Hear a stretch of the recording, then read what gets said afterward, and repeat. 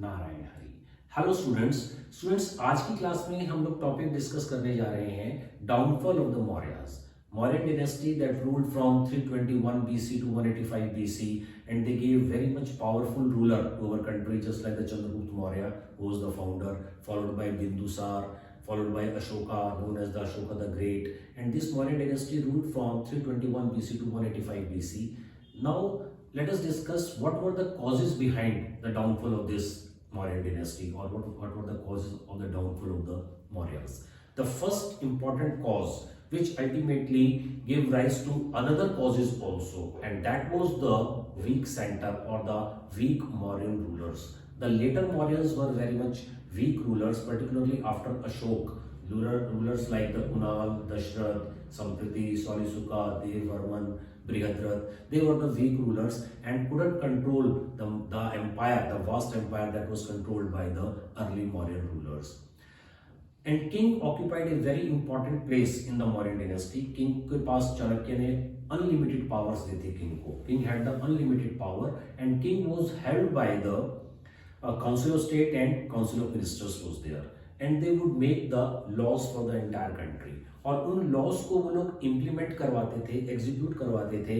एक bureaucratic setup था उनके पास। अराउंड 32 डिपार्टमेंट्स थे and each department was headed by particular different separate superintendents. तो ब्यूरोक्रेटिक सेटअप था। King had an eagle I. Top level से ground root level जो उनका village level, smallest unit of administration था, वहां तक किंग की नजर रहती थी। पाटलिपुत्र मगध से बैठे बैठे पूरी कंट्री को किंग, स्पाई एडमिनिस्ट्रेशन उनका बहुत अच्छा था, तो spies were known as the eyes and ears. तो उन स्पाइस की वजह से वो लोग एक central administration, provincial, military, judicial, revenue, spy administration, इन सभी एडमिनिस्ट्रेशंस की वजह से मौर्यस का जो एम्पायर था एक बहुत स्ट्रॉन्ग एम्पायर था और सेंटर उनका बहुत स्ट्रॉन्ग था इनिशियल स्टेजेस के अंदर, जब चंद्रगुप्त मौर्य, बिंदुसार और अशोका ने रूल किया। लेकिन लेटर मौर्यस जो थे वो इतने बड़े एम्पायर को, इतने बड़े ब्यूरोक्रेटिक सेटअप को प्रॉपरली कंट्रोल नहीं कर पाए। तो जैसे we can take an example, to sink a boat, एक नाव को डुबोने के लिए नाव में एक होल बहुत भी इंपॉर्टेंट है, more than sufficient.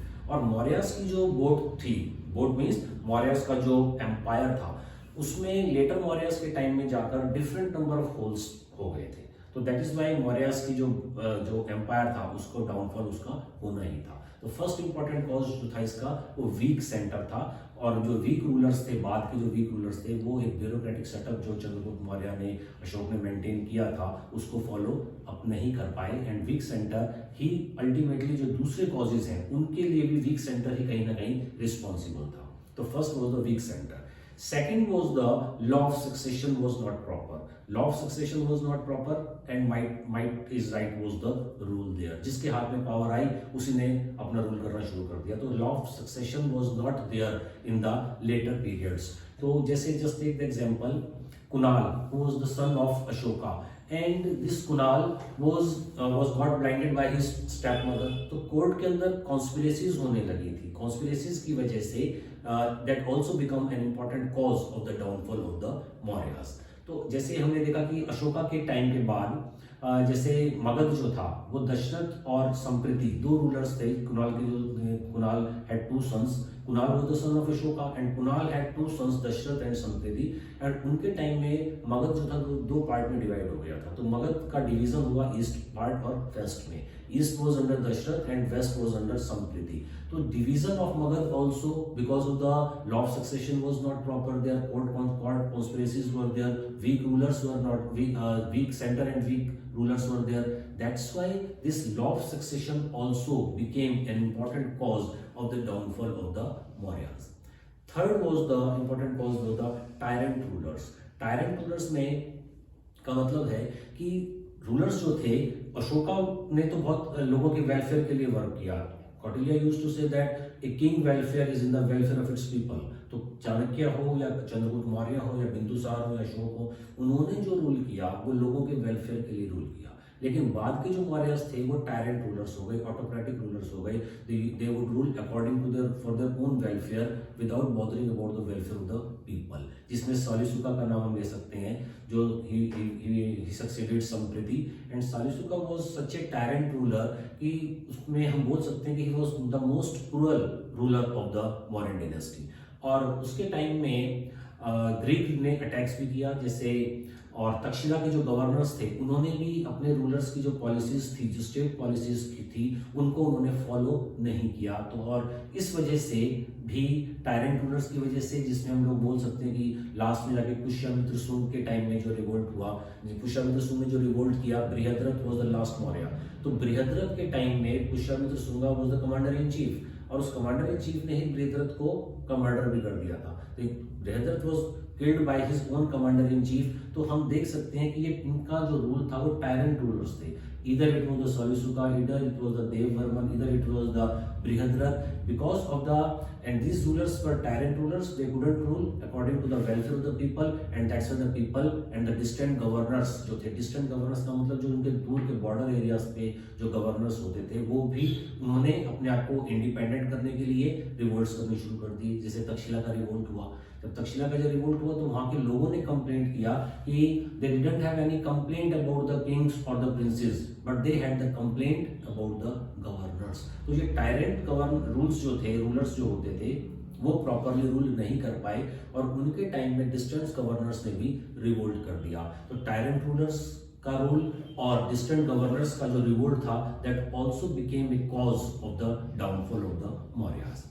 After that the foreign attacks जो हुए, क्योंकि सेंटर वीक था, रूलर्स जो थे वो वीक होने लगे, तो इसकी वजह से वहां पर फॉरेन अटैक्स भी होने लगे। अब फॉरेन अटैक्स इसलिए भी हुए क्योंकि जो लेटर मौर्यस थे उनके पास फॉरेन कंट्रीज की, आउटसाइड द इंडिया जो कंट्रीज थी, उनके पास प्रॉपर नॉलेज भी नहीं होती थी कि उन कंट्रीज के अंदर क्या अप्स एंड डाउन्स चल रहे हैं, वहाँ क्या प्रोग्रेस चल रही है। तो इस वजह से भी फॉरेन अटैक्स इनके ऊपर होने लगे। जैसे एंटियोकस जो ग्रीक रूलर था, उसने अटैक किया सालिसुका के टाइम के ऊपर, और अशोक के पास फॉरेन मैटर्स को की पूरी न्यूज रहती थी, पूरी इंफॉर्मेशन रहती थी, क्योंकि अशोका ने प्रोपेगेट किया बुद्धिज्म को, और बुद्धिज्म को दूसरी कंट्रीज के अंदर स्प्रेड करने के लिए अशोका ने डिफरेंट मिशंस भेजे अपने सन Mahindra and sent his daughter Samitra also to propagate Buddhism to other countries. So what was happening in the other countries, that was known to Ashoka, and they made their strategies accordingly. लेकिन जो letter Mauryas थे, उनके जो foreign affairs थे, जो foreign case से उनको जो इन्फॉर्मेशन नहीं मिल पा रही थी, what was going on, what was happening in the foreign countries, and that's why they couldn't make strategies accordingly, and they were attacked by the Greek rulers. जैसे भी मैंने एग्जांपल दिया कि एंटियोकस ने अटैक किया सालिसुका के पीरियड में 207 to 206 BC में। तो that foreign attacks also became a cause. अब फॉरेन अटैक भी हो रहे हैं, और उससे पहले हमने क्या देखा, टायरेंट रूलर्स थे, उससे पहले हमने देखा लॉ ऑफ सक्सेशन नहीं था, वीक सेंटर था। तो वीक सेंटर जो था, उस वीक सेंटर की वजह से ही डिफरेंट कॉजेज ऑटोमेटिकली राइज हो रहे थे, that became a cause of the downfall of the Mauryas. After that, financial weakness was also a very important cause of the downfall of the Mauryas. Initial stages में हम लोगों ने क्या देखा है कि Kautilya was a great reformer, a great economist, also a diplomat, a statesman. और Kautilya was an economist of the world repute and graduated from Takshila University. उनको फाइनेंस के बारे में बहुत डीप नॉलेज थी। उन्होंने साइंटिफिक बेसिस के ऊपर टैक्स कलेक्शन किया था। साइंटिफिक बेसिस पर इन द सेंस कि उन्होंने पहले वो टैक्स लगाने से पहले सॉइल को, लैंड को, उसकी कंडीशंस देखते थे कि whether the land is fertile और नॉट। फर्टाइल है तो उसके अकॉर्डिंग लोगों की पेइंग कैपेसिटी क्या है, उसी के अकॉर्डिंग वो लोग टैक्स उनके ऊपर लेवी करते थे या टैक्स उनके ऊपर लगाते थे, और अकॉर्डिंगली उनको टैक्स मिलता था। क्योंकि इतने बड़े एम्पायर के लिए जो अफगानिस्तान तक फैला हुआ था, डिफरेंट उसके अंदर उनकी एडमिनिस्ट्रेशन की ब्रांचेस थी, central administration, provincial, military, judicial administration, revenue administration, spy administration. अब इतने बड़े एडमिनिस्ट्रेशन को चलाने के लिए उनको प्रॉपर फाइनेंस चाहिए था, और वो प्रॉपर फाइनेंस उन्होंने लिया भी प्रॉपरली उन्होंने, और लोगों को नाराज भी नहीं किया, लोगों को उन्होंने कभी भी डिससेटिस्फाई नहीं किया। जिनकी जितनी पेइंग कैपेसिटी होती थी उसके अकॉर्डिंग वो उनसे टैक्स लेते थे। And land tax was the main source, जिसको भाग कर बोला जाता था, दैट वाज 1/4 to 1/6। कौटिल्य का ये मानना था कि जब हम लोगों को टैक्स लगाना है लोगों के ऊपर, तो प्रॉपरली बिल्कुल लिबरल होकर लगाना है, और लेकिन जब टैक्स कलेक्ट करना है तो बहुत स्ट्रिक्टली कलेक्ट करना है, क्योंकि इतना बड़ा एडमिनिस्ट्रेशन फाइनेंस की वजह से, फाइनेंस की एब्सेंस में नहीं चल सकता था। लेकिन जो लेटर मौर्यास थे उनके पास चाणक्य जैसे जैसे फाइनेंशियल एडवाइजर्स नहीं थे, उनके पास पॉलिसीज नहीं थी, स्ट्रेटेजीज नहीं थी, दे वर नॉट फार साइटेड। तो because of this and that's why they couldn't get much more revenue. अब उनके पास रेवेन्यू ही नहीं आया और ब्यूरोक्रेटिक सेटअप तो सब वैसा ही था। इतनी बड़ी कंट्री थी, जो ब्यूरोक्रेटिक सेटअप जो चंद्रगुप्त मौर्य ने, अशोक ने एस्टेब्लिश किया था, किंग के पास सबसे ज्यादा पावर होती थी। किंग के अंडर में कुमार्स होते थे, कुमार के अंडर में प्रदेशटास होते थे, प्रदेशटास के अंदर में स्थानिक होते थे, स्थानिक के अंडर में द्रोणमुख होते थे, द्रोणमुख के अंडर में कार्तिक होते थे, और कार्तिक के अंडर में गोपा, और गोपा के अंडर में विलेज हेडमैन्स होते थे।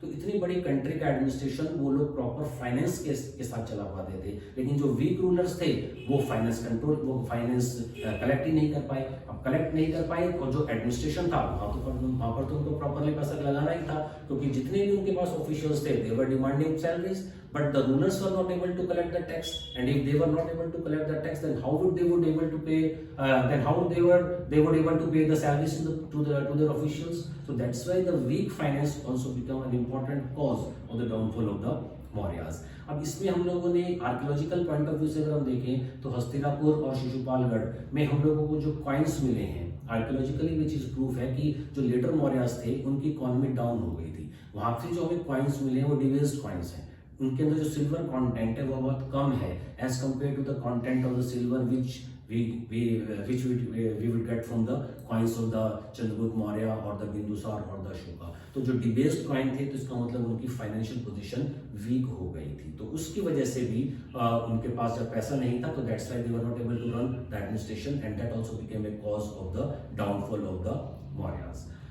नेक्स्ट, ये हमारा फर्स्ट वीडियो था इस डाउनफॉल ऑफ द मौर्यास का। इसके बाद हम जो नेक्स्ट वीडियो होगा उसमें हम डिफरेंट और इंपॉर्टेंट कॉजेज हैं, जैसे ब्राह्मण्स का जो रिवोल्ट था that was also responsible, there was no feeling of national consciousness. ये सब पॉइंट्स जो हम लोग डिस्कस करेंगे इसमें, ये हम नेक्स्ट वीडियो में डिस्कस करेंगे।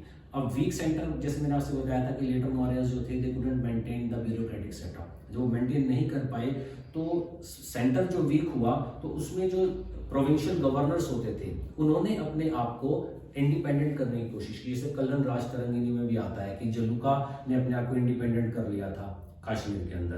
तारानाथ जो इम्पोर्टेंट बुद्धिस्ट स्कॉलर है उनका ही मानना है कि वीर सेन जो थे वो गंधार में उन्होंने इंडिपेंडेंट रूल स्टार्ट कर लिया, विदर्भ महाराष्ट्र में इंडिपेंडेंट स्टेट हो गया था। तो बिकॉज अल्टीमेटली जितने भी कॉज हैं मौर्यस के डाउनफॉल के, उन सबका एक इंपॉर्टेंट कॉज है जहां से सारे कॉज निकल कर आते हैं, और वो है वीक सेंटर्स। तो जो रेस्ट ऑफ द कॉजेज हैं वो हम नेक्स्ट वीडियोज में डिस्कस करेंगे। Okay students.